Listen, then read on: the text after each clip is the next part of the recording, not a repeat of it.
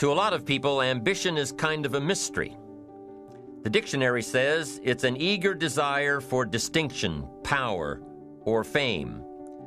But what does that really mean? Well, let's start with the word eager. All by itself, eager is kind of exciting. Kids are eager for their birthday parties. They expect to be the center of attention, get lots of presents, eat too much. I guess grown-ups are eager for birthdays too. Unless, of course, they're embarrassed that the number of candles on the cake outnumber their achievements. But we can be eager to see a ball game, eager to see our kids in a dance recital, eager to see an old friend, eager to shop for a new car. Eager sounds like a lot of fun. But do you ever hear people say they are eager to live a better life, eager to have a better family, eager to make a lot of money? Probably not. And that's a problem. Because how I see it, living a better life, having a better family, and making a lot of money takes an eager desire. We have the remarkable ability to get exactly what we must have. But there is a difference between wishes and desires. We've all heard people say, "Oh, I wish I could just drop 5 pounds. I want to be a little lighter." The "I wish I could lose weight" has to become, "I have the eager desire to lose weight." I'm also sure you've heard people talk about wishing they had more money to pay the bills, or take a vacation, or just to take a little pressure off of life. But before their lifestyle can change, their wish needs to become a desire. If they really desired change, they wouldn't spend their evenings just watching TV and wishing they were doing something more. The backbone of an eager desire to change is discipline. True ambition is disciplined, eager desire. It's that little part within us that says, if I want to be ready for that meeting tomorrow, I need to finish preparing for it today. If I want to make sure I can pay for my kids' college education, I need to start saving today. If I want a better life tomorrow, I need to start working on it today. Ambition is a minute-by-minute, day-by-day mentality. To have the ambition to work towards a better family life, a newer car, a bigger house, a financially secure future, you have to live it every moment. If living a successful life was easy, I'm sure more people would be successful. If just being ambitious was enough, I'm sure all of the broke and perplexed people in the world wouldn't be broke and perplexed. While most people spend most of their lives struggling to earn a living, a much smaller number seem to have everything going their way. Instead of just earning a living, the smaller group is busily working at building and enjoying a fortune. Everything just seems to work out for them. And here sits the much larger group, wondering in awe on how life can be so unfair, complicated, and unjust. So what's the major difference between the little group with so much and the larger group with so little? Despite all the factors that affect our lives, like the kind of parents we have, the schools we attended, the part of the country we grew up in, none has as much potential power for doing good as the ability to dream. Dreams are a projection of the kind of life we want to lead. Dreams can drive you. Dreams can make you skip over obstacles. When we allow our dreams to pull us, they unleash a creative force that can overpower everything in our way. To unleash this power, though, your dreams must be well defined. A fuzzy future has little pull power. Well-defined dreams are not fuzzy. Wishes are fuzzy. To really achieve your dreams, to really have your future plans pull you, your dreams must be vivid.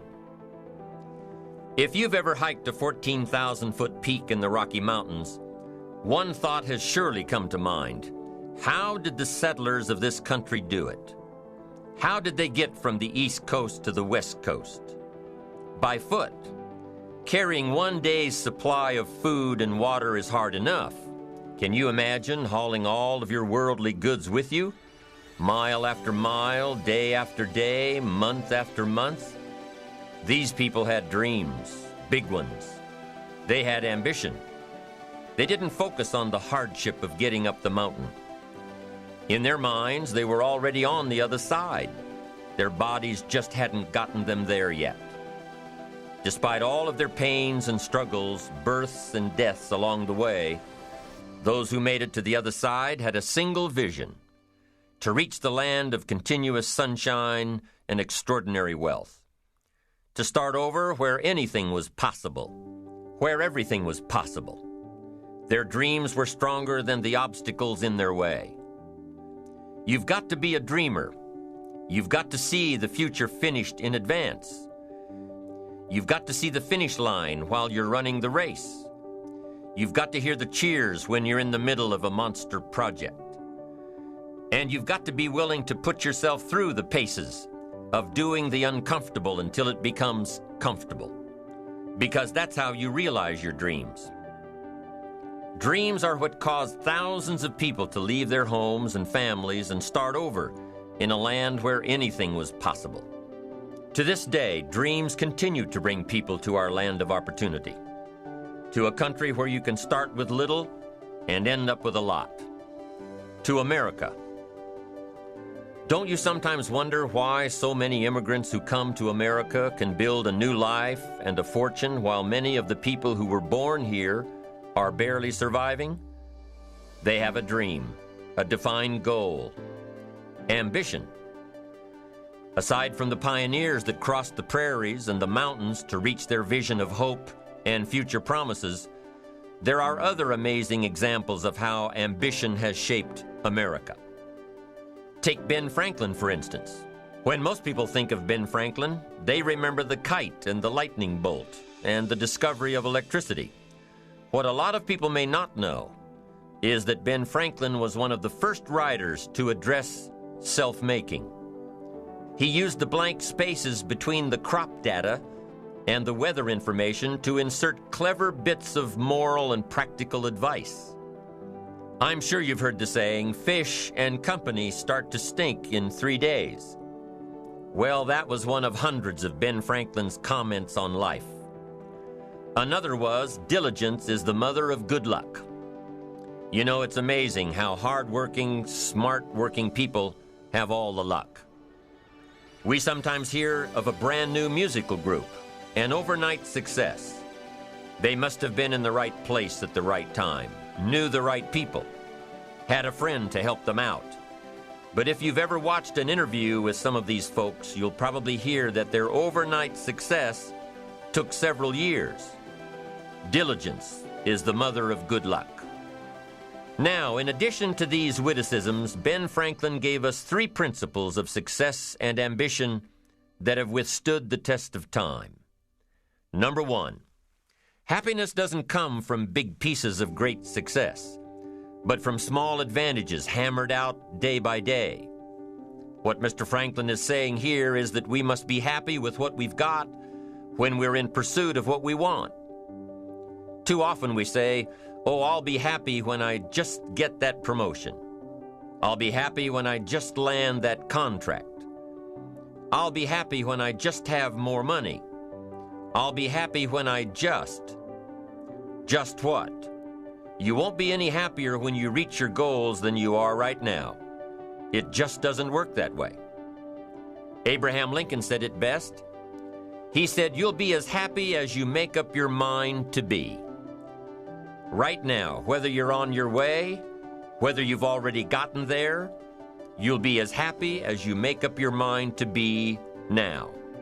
Right now.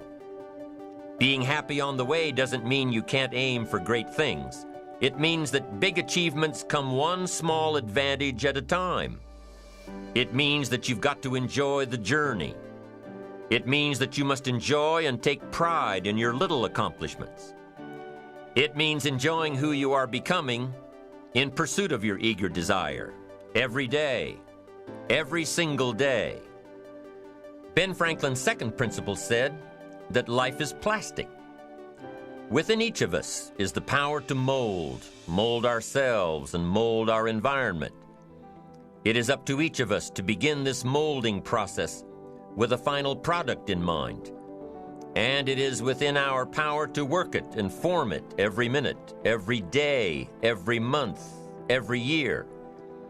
By using your mind and your abilities and your attitude to work a little each day on molding your life, you'll soon see how magnificent your power is to gain those small advantages each day, the little steps it takes to build up to success. Principle number 3, success is a pleasure. Success is a pleasure. If what you are doing today isn't satisfying, gratifying, guess what? You're really not successful. If you are not fulfilled with what you are doing today, you cannot possibly be successful. It doesn't matter how many worldly possessions you may have, how many cars, how many toys, how much money. If you're not happy with your life as it is, you cannot be successful. Now, I know that success is a relative term. It means different things to different people. To a school kid, success may mean a star on top of his latest test. To a homemaker, it probably means that she has a well-run household and a wonderful family. To an outside professional, it's most likely the thrill of closing a major contract, or the pride in accepting a performance bonus, or being named the top producing salesperson. But the one thing you will hear from everyone who is successful is that they are happy with who they are and what they are doing. They are happy, content, satisfied. Success is a pleasure. What have you done today that makes this day successful? Think about it and write it down. If at the end of the day you can jot down the things that have made it a good day, you will soon see patterns forming. This really is a good habit to get into.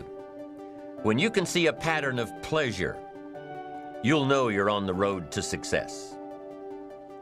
So take note of Mr. Franklin's 3 principles of success and ambition. Number 1, big achievements come one small advantage at a time. One step at a time, one day at a time. Number 2, you have the power to mold your life, to make it whatever you want, to shape it and reshape it. And number 3, success is measured through pleasure. This is the key one. Success is measured through pleasure.